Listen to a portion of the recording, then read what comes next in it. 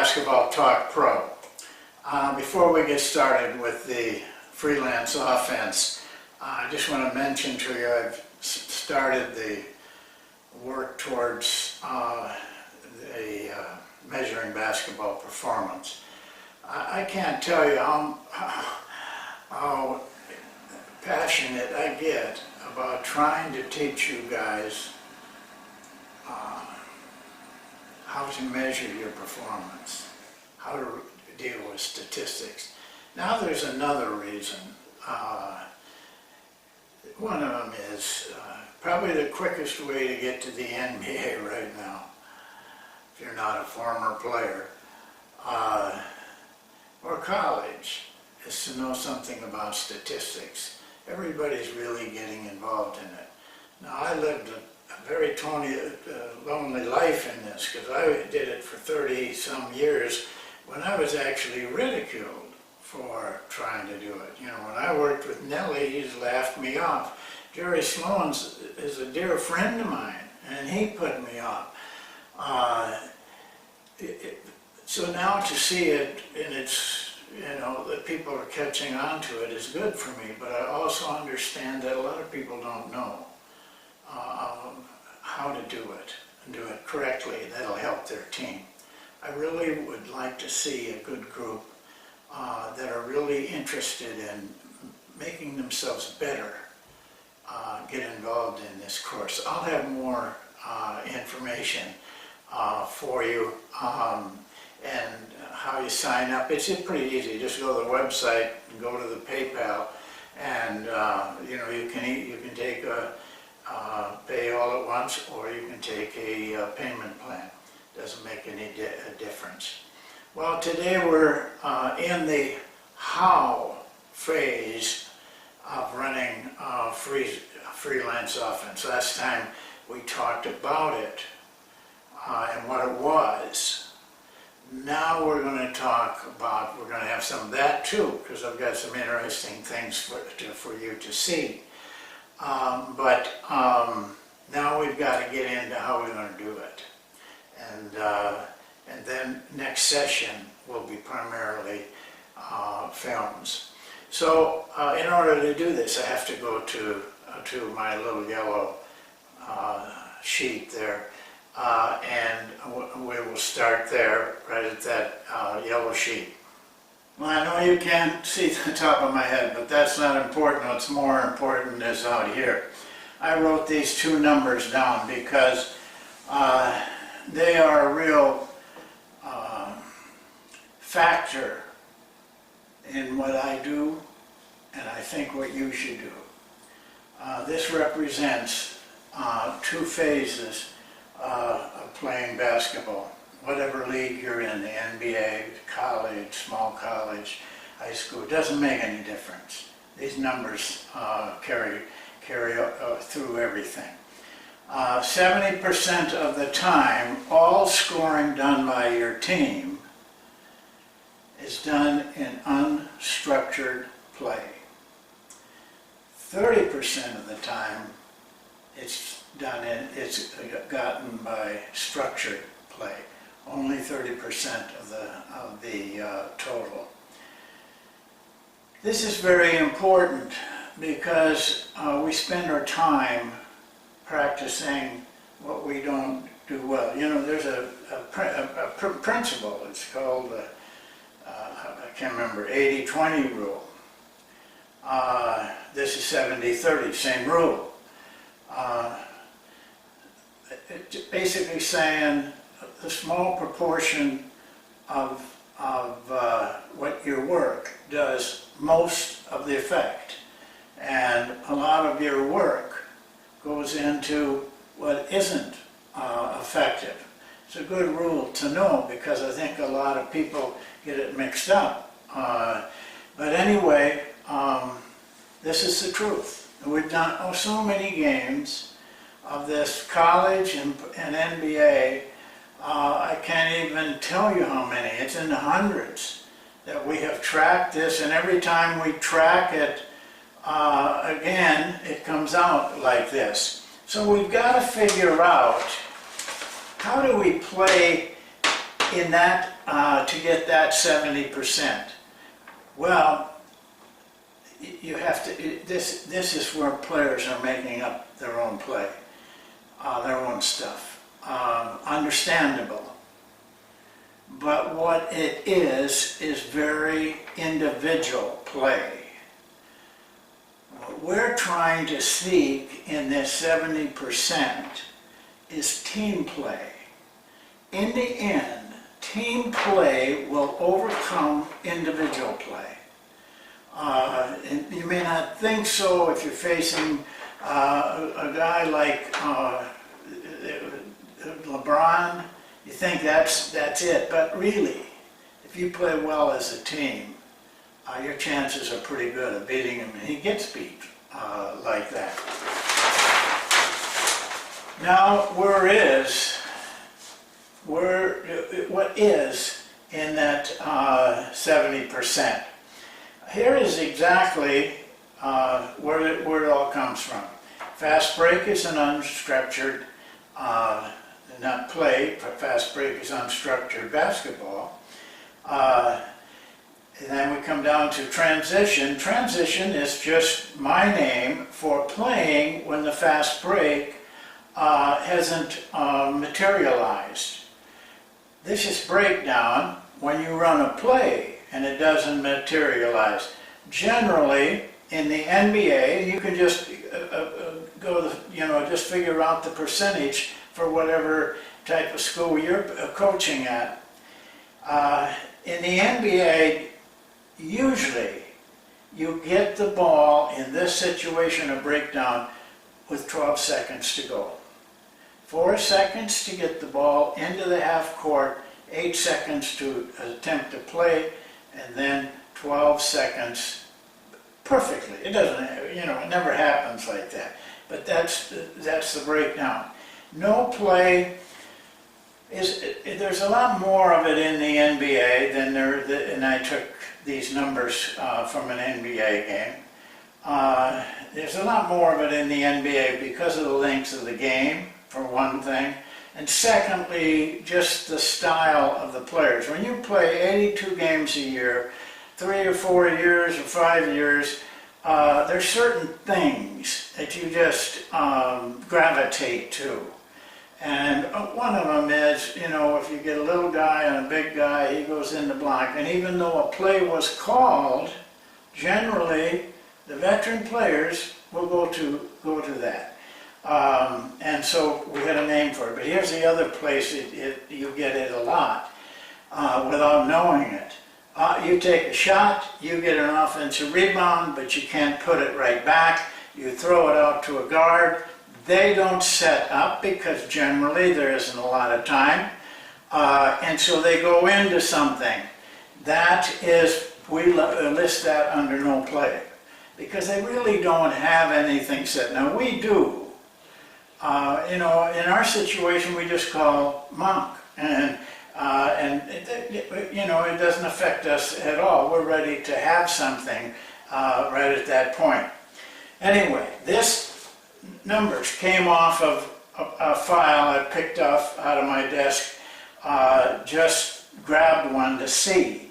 This is New York at Chicago last fall. And these are how the numbers came out. This was New York. Fast break, 37 times they scored 17 points. Not unusual. A lot of times you're fast breaking, you're not getting anything on the fast break. Then they went to transition. 21 of those 37 times they kept the ball, they kept going. 21 times out of 37 that happened. They scored 29 points there. This is a very effective area if you are playing as a group and as a team. I've said this many, many times. If somebody said to me, here's your team, but you can only do one thing on offense, this is what I do, fast break to transition. Because it's the most, I tell you, it's just the most effective. Breakdowns are pretty effective. They had 23 breakdowns, 24 points. no plays, they had 20 of them, 16 points. Now, 86 points. The total here is 86 points. That represents 76% of New York's scoring. They scored 112 points. Can I do this? 112 points. But here's the interesting thing. These three areas, which you're going to hear the term spaces, scored 69 of those 86 points, 62% of their total scoring, just from those three things. They are spaces. They are little periods of time during the course when something goes wrong and you have to make it up. It's called improvisation. And it's my value. It's what I value most in basketball. Look at here. You don't think you get enough out of those spaces? See, here's the problem. You look at the spaces, it's 10 seconds, but you don't add all those spaces up. I did. In this game, this is a legitimate NBA game. 64 times they were playing in those spaces. Just from these three things. Didn't even count this. Why wouldn't you then really work at this? This is your bread and butter. This is what you're going to give yourself the best chance to win. You don't even have to fast break. You can just play, just do what you're doing now. Only be good at it.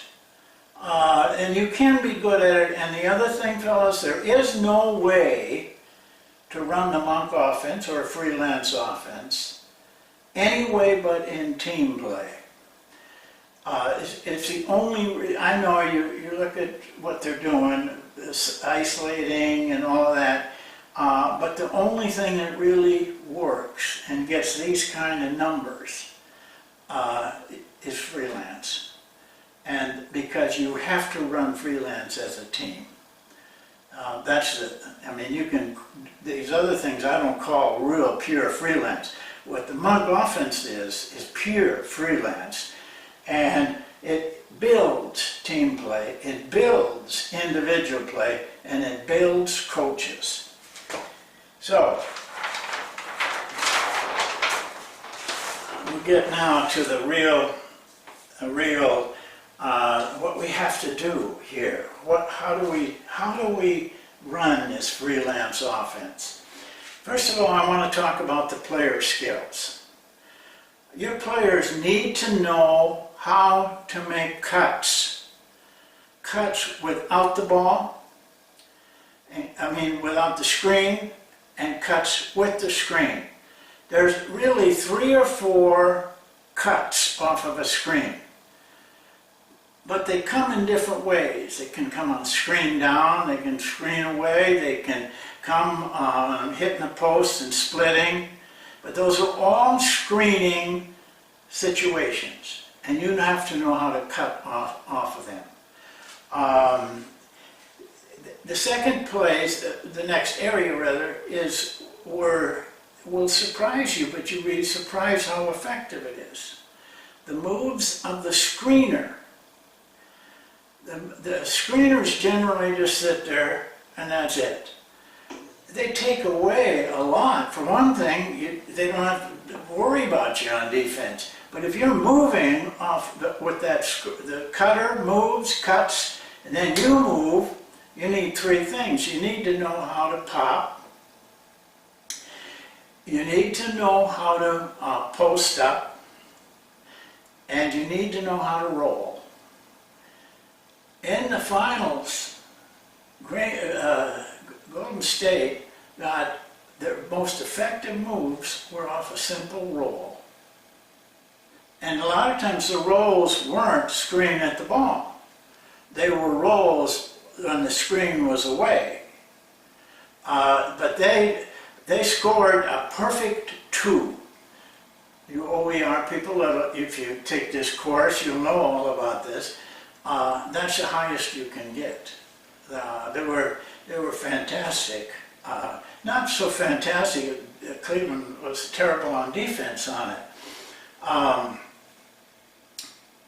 And they need to know shot selection, because there is no set place you're going to get a shot. A play, yes, you can kind of dictate that. But in freelance, you don't know where you're going to get the shot, or what kind of shot. They have to have shot selection because they may ruin the whole thing by taking a bad shot. Now, coaches, you just have to be tough enough to tell a player, don't take that shot. It's as simple as it is. If you can't do that, you're going to have a lot of bad shooting. Golden State's got a lot of bad shooting. They make up for it in other areas, but somebody should tell Curry, you know, that's a terrible shot. I don't think anybody on that staff's got that courage, but somebody has to. The last thing I'll tell you, the skill that's important in our offense is passing. Now, I don't have any drills for passing. I do have one, but it's really not a part of the offense. I teach passing in practice when we're running our drills and when we're running our offense. But you see, you have to be attentive to do that. You have to be involved because they like to throw lazy passes. It's kind of cool. Veteran players are terrible to deal with on this. But if you get them concerned, they think they can throw those lazy passes, lob passes into the post-up. In a game too. In a game they think they can throw crisp passes and sharp passes, and it doesn't work that way. Just watch a game. Look at all the lobs, and it's tough if you're in there posting up, that guy's pushing on you, and you throw a lob up there, he's going to get a piece of it. If you don't throw a quick pass in there, but you have to be attentive, coaches. You have to be involved with them. And if they make a mistake, you don't need to correct every mistake, but you got to correct enough so that they understand that's not the right thing to do. Those are the kind of skills you're going to need. Now, how do you learn it? First of all, the most important person in learning freelance basketball is you. You are the most important person. It's not easy to coach, and that's why a lot of people are afraid of it, really. I just talked to a coach, and he brought it up. He said, you need to win, you got no control over the guy. You can do anything. Not true if you follow the rules. The rules will always protect you. That's why you need to do a good job of working with your players on them.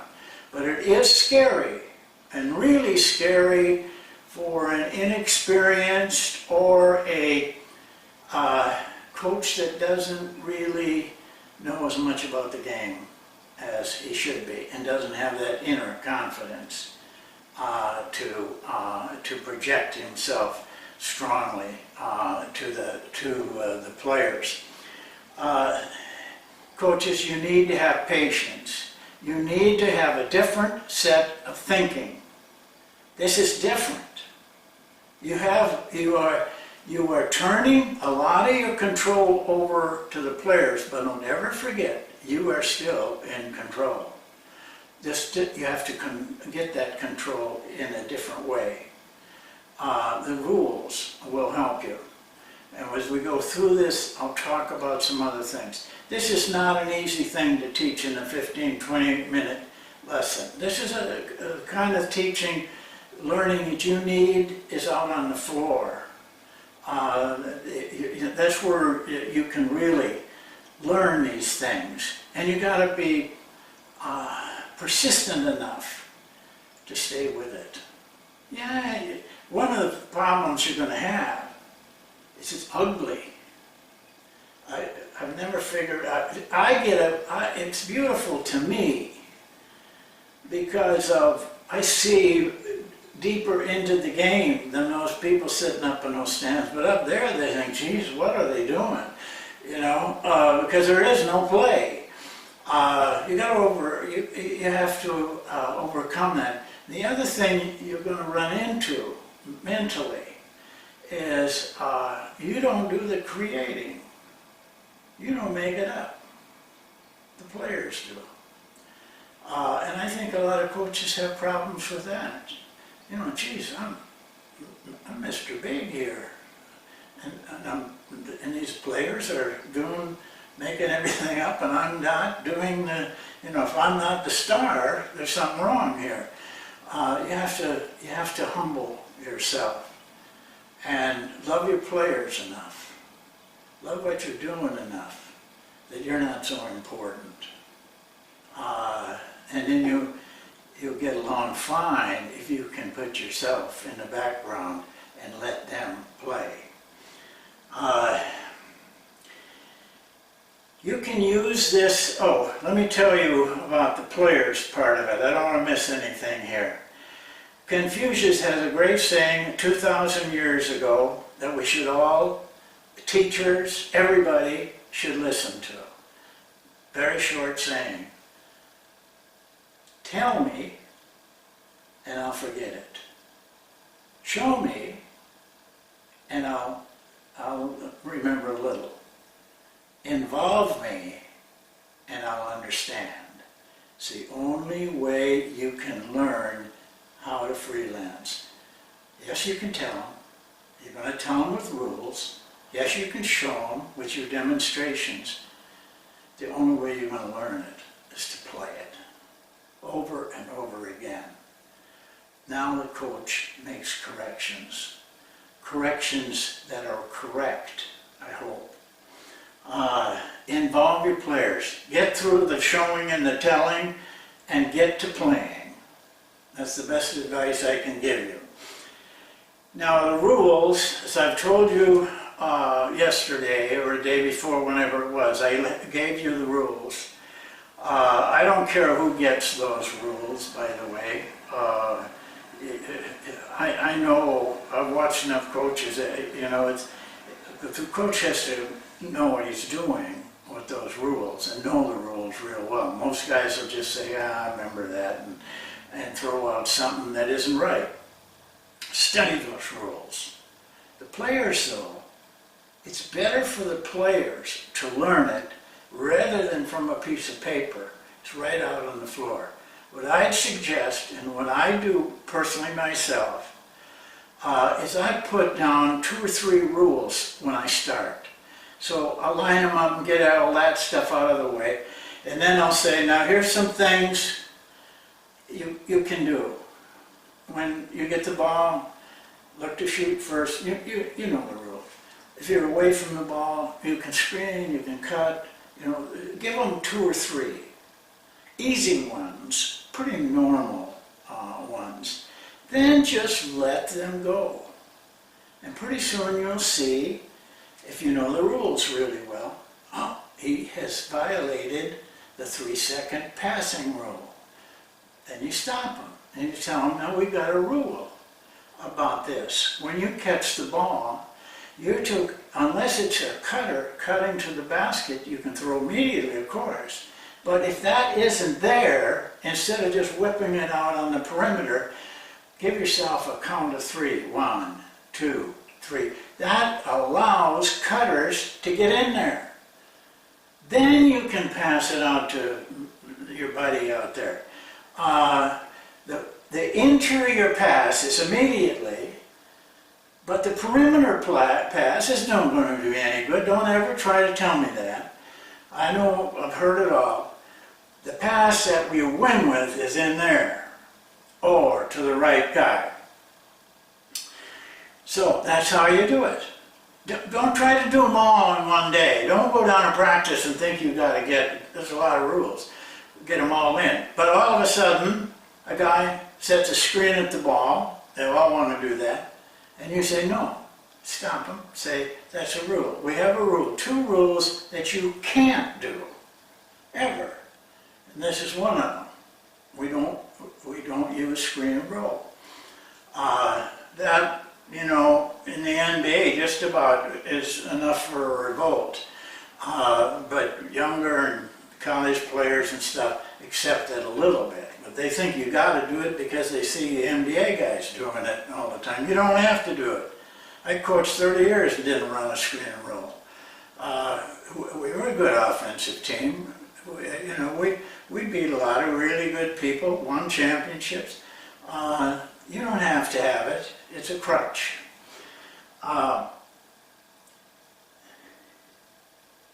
Okay, the last thing I want to show you.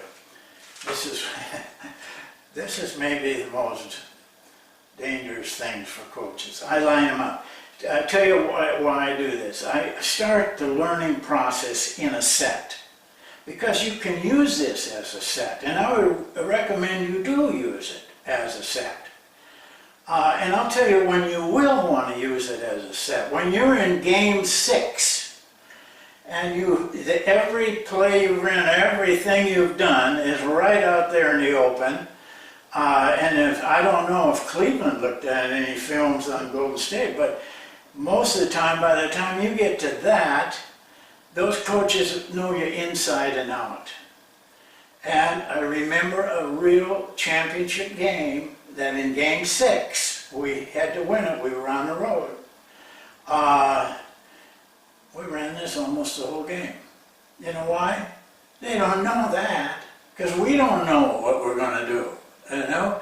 And so all of a sudden, things changed in that defense.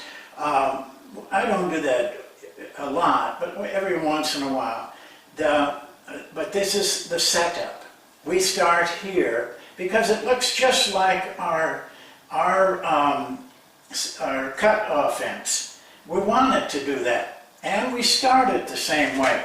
We start this set. You can't start anything until you hit a wing and cut. This is something you have to do in our freelance. But that's all. This is where it gets hairy. Cuts. Okay, fellas, you're on your own. You know, now make something up.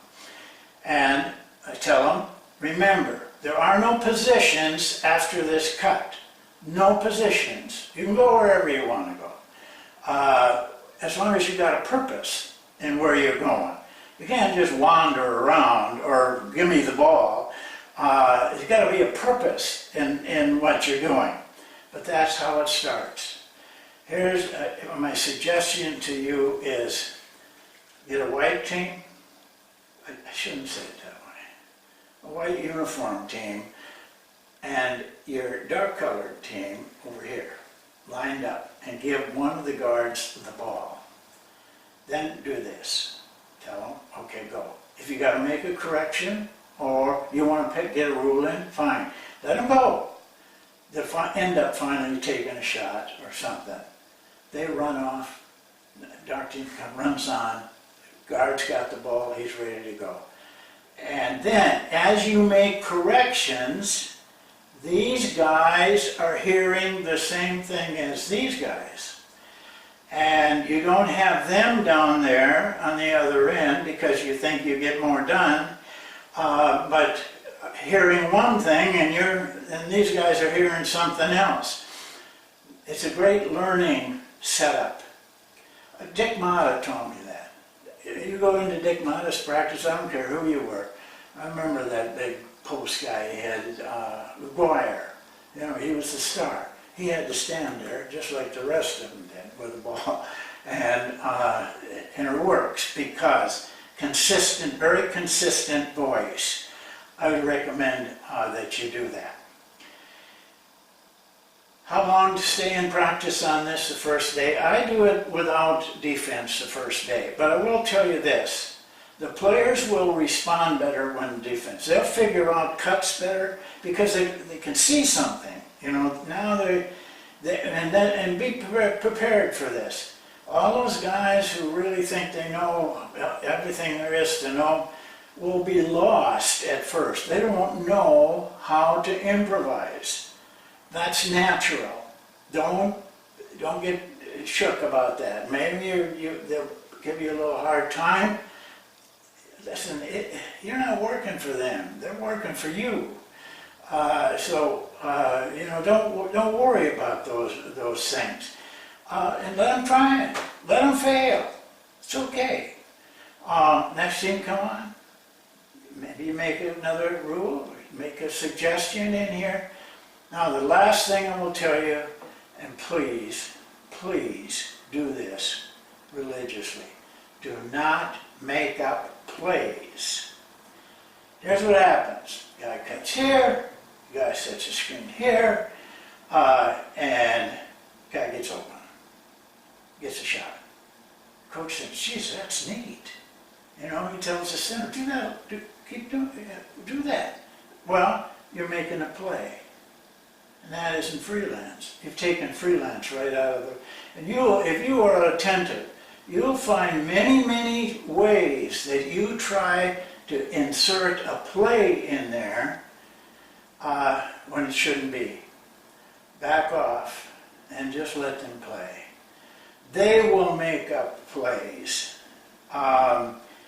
In the film you're going to watch, I don't think you'll see it, but in the film, because I was there, I was doing the coaching, we had a group, it was about 8 minutes into the drill, and all of a sudden, this team, without any defense, ran what looked like a double going down, but it turned out to be a back cut. It was just a beautiful thing, and I told the team about it. That was a great play. But here's the thing in improvisation. You'll never see it again. That play is gone forever. Might be something close, but if you see it 2 or 3 times, you got to play. You're making up a play. And it takes away from your freedom.